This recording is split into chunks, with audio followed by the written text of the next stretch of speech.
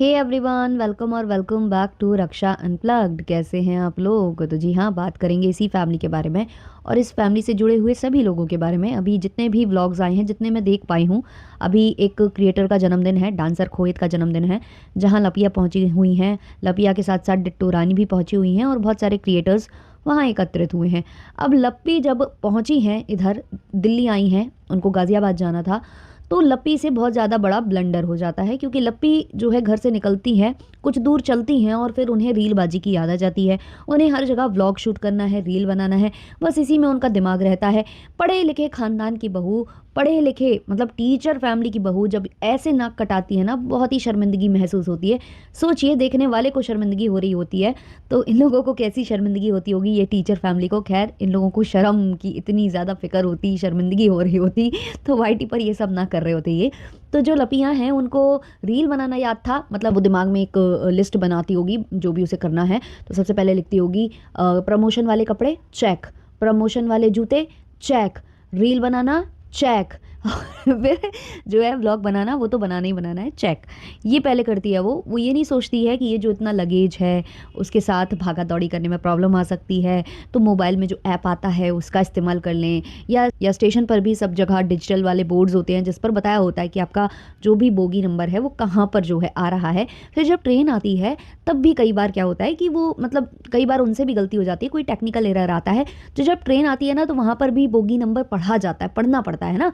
लेकिन हमारी लप्पी कैसे पढ़ती? जब ट्रेन आई तो लप्पी वीडियो रिकॉर्ड कर रही थी। इंजन जैसे ही सर करके वहां से निकला तो लप्पी बिल्कुल बगल में ही खड़ी थी। लप्पी, तुम्हें वजन पता है तुम्हारा कितना है? तुम्हारे पास वेट नहीं है। उड़ जाती तुम, उड़ जाती तो फिर खोहित के जन्मदिन में ऐसे कूद कूद के नाचता कौन, काली साड़ी का प्रमोशन कौन करता?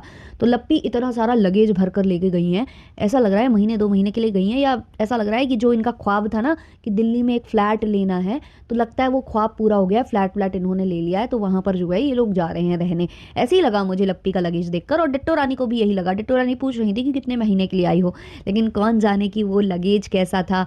देखो, प्रमोशन के लिए बहुत सारी चीज़ें रखनी पड़ती हैं, क्योंकि दिखाना होगा ना कि इसको भी प्रमोट करना है, उसको भी प्रमोट करना है।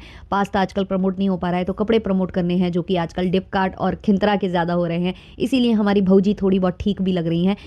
लेकिन फिर भी उनका काम थोड़ा सा बेकार हो जाता है, क्योंकि उन्होंने जो स्टोर की साड़ी पहनी है, अपने स्टोर की साड़ी पहनी है, तो वो बिल्कुल ही अजीब लग रही थी। उनका सिलेक्शन ही ऐसा है, लपिया का सिलेक्शन ही ऐसा है। अब वही डिट्टो रानी पहने हुई थी, वो भी सेम स्टोर की साड़ी है, क्योंकि इस तरीके की साड़ी को मैंने लप्पी को प्रमोट करते देखा है कि ये हमारी स्टोर की है, हमारी स्टोर की है। अब वो डिट्टो रानी के पास कैसे है? वो डिट्टो रानी के पास ऐसे है कि वो भी धोती संसार से खरीदती हैं और लप्पी भी धोती संसार से ले जाकर वहाँ पर प्रमोट करती हैं।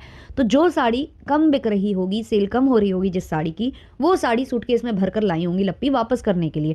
यही फायदा है किसी दुकान से उठाकर और अपना जो कहते हैं ना शक्तियों का गलत प्रयोग करना, वही अपना जो इन्फ्लुएंसर है उसकी ताकत का गलत इस्तेमाल करना कि भाई हमारे पास ऑडियंस है, हम तो हर चीज़ को बेच देंगे और अच्छे खासे गहरे दाम लगाकर बेच देंगे। और माता जी जो हैं कहती हैं कि हमको सीवान में दुकानदार लूट लेते हैं, और देखो हमारे गांव में कितने सस्ते सस्ते कपड़े मिल जाते हैं। तो भाई आपके बेटा बहू भी लूट ही रहे हैं, उनको भी देखिए।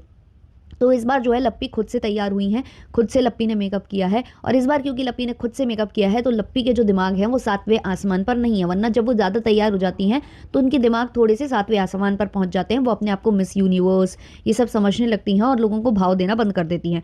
तो आज लप्पी बहुत ज़्यादा रंग में थी। अच्छा, लप्पू ने 1-2 व्लॉग अपलोड किया था, एक व्लॉग आया था जिसमें लिखा था कि लप्पी ने भोजपुरी गाने पर नाच नाच कर खूब मचाया धमाल, मतलब आग लगा दी, आग लगा दी, आग लगा दी, ऐसा कुछ थंबनेल था।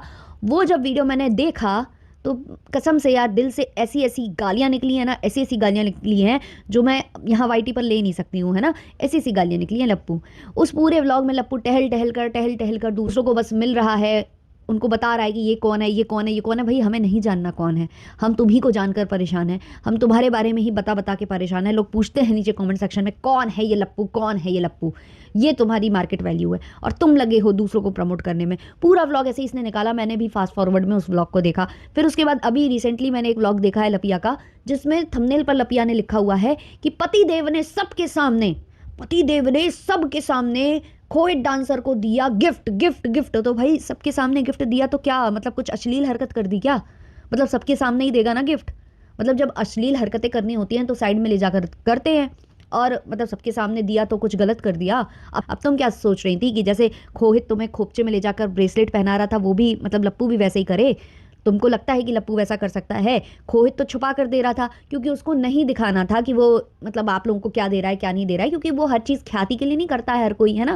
लेकिन आप लोग तो ख्याति के लिए करते हो, आप लोग तो गोल्ड भी लेने जाते हो तो ख्याति के लिए लेने जाते हो, तो आप इसलिए गए थे वहाँ पर और इसलिए आप खुल्लम खुल्ला ही दोगे ये दिखाने के लिए कि देखो हमने गोल्ड गिफ्ट दिया है ना। क्योंकि आप लोगों को हमेशा अलग ही खड़े होने की आदत हो जाती है कि भाई हम अलग से स्टैंड आउट करें।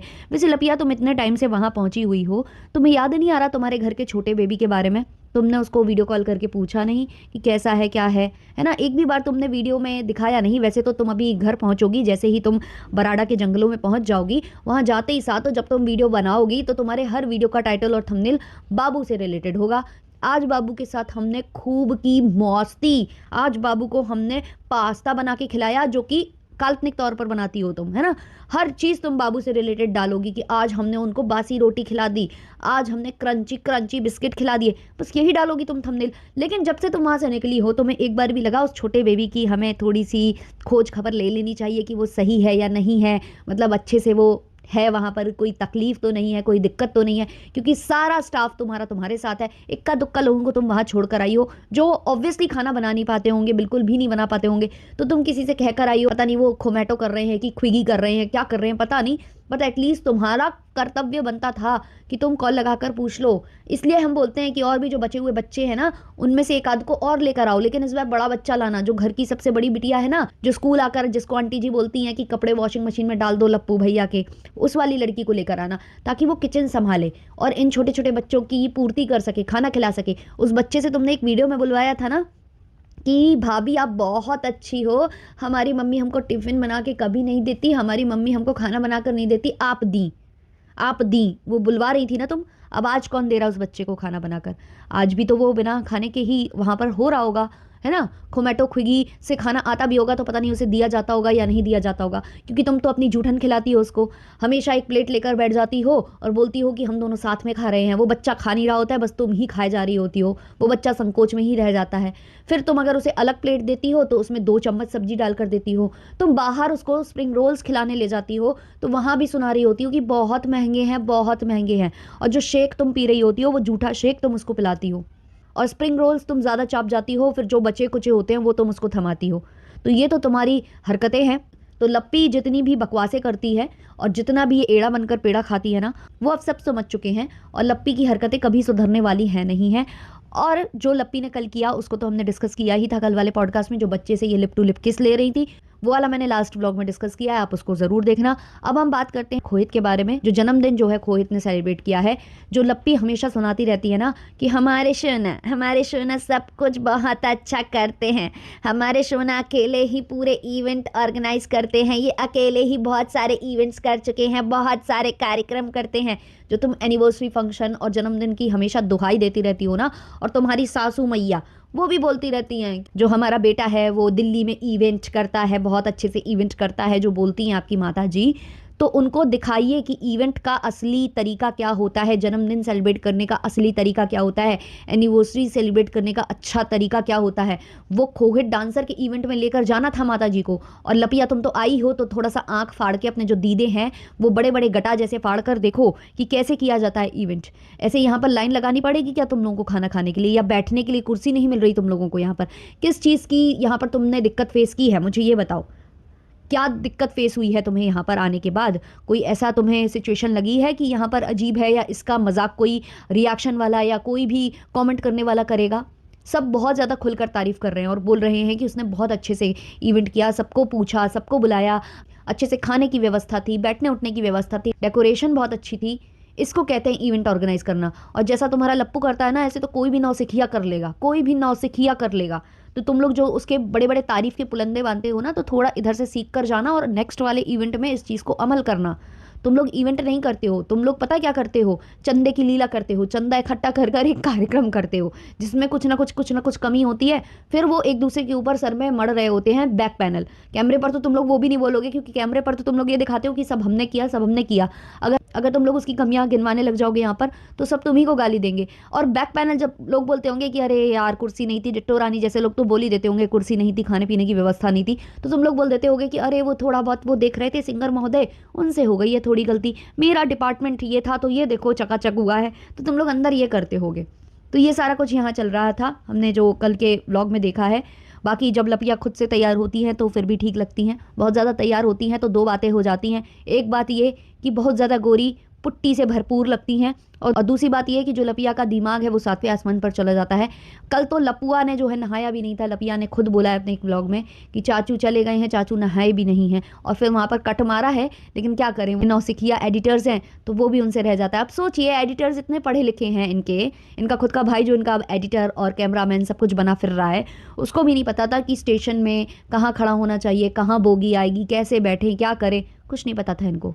इतने मस्त थे ये, और किसी भी बोगी में चढ़कर और फिर ड्रामे कर रहे हैं। बैग्स उठा रहे थे, वो भी इनसे छूटे जा रहे थे, उससे लपिया के हाथ में लग गई। अरे बाप रे बाप, इसीलिए लप्पू पहुंचा था लेने।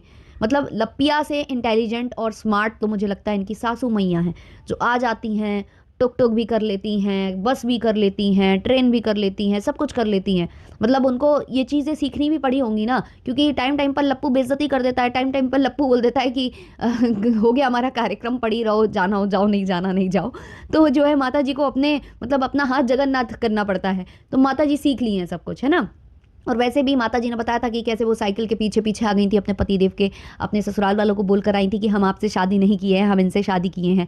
तो वो सीखी सिखाई टाइप की हैं, लेकिन लप्पी हमारी सीखी सिखाई टाइप की नहीं है। आप तो जानते ही हो, जब खेत में रोने जाना पड़ता है लप्पी को, तो लप्पी उसके लिए भी किसी का सहारा ढूंढती है। माता जी ने बोला था कि देवर के साथ गई थी स्कूल वाले वो खेत में रोना रोने, जब वो उन्होंने कहा था ना, हम क्या है बताएं गाइस, हम क्या है बताएं, हमारी ज़िंदगी ख़राब कर दी, हमको बच्चा नहीं होने दी गाइस, हमको ये वो। तो ये जो लप्पी करने गई थी वो भी अकेले नहीं जा पा रही थी, उसके लिए भी देवर चाहिए था। जबकि उस समय ये पूरा परिवार ये बोला था कि लप्पी अपने मायके में है, और वो वीडियो नहीं डाल रही थी उस वक्त। लप्पू था बराडा के जंगलों में और माता जी लोग थे खीवान में। लेकिन जब ये वीडियो आया था तो लोग यही बोल रहे थे कि ये बराडा के जंगलों का ही है और लपिया लप्पू के साथ ही है। फिर बाद में जो है माता जी ने जो बातें कही उससे ये पता चला था कि भाई स्कूल के पास गई हुई थी, है ना। तो लपिया जो बोल रही थी ना वीडियो में कि हम लप्पू से कभी अलग नहीं रहे, तो ये वाला दौर जो था उसमें यही बोला गया था कि लप्पी लप्पू अलग हैं, मतलब महीने 2 महीने अलग हैं लोग रहे थे। और लप्पी बोल रही है कि इस बार हम सबसे ज़्यादा दूर रहे हैं, 10 दिन। अरे बाप रे बाप, लप्पी लप्पी कैसे करोगी तुम, क्या होगा तुम्हारा, मतलब हमको कुछ भी समझ में नहीं आता है। तुम्हारा भविष्य हमें बहुत ज़्यादा अंधकार में दिखाई दे रहा है। खैर, ये वाला पॉडकास्ट इतना ही रखते हैं, आप लोग अपने अपने ओपिनियंस कमेंट सेक्शन में ज़रूर बताना। मिलते हैं नेक्स्ट पॉडकास्ट के संग, तब तक के लिए बाय बाय।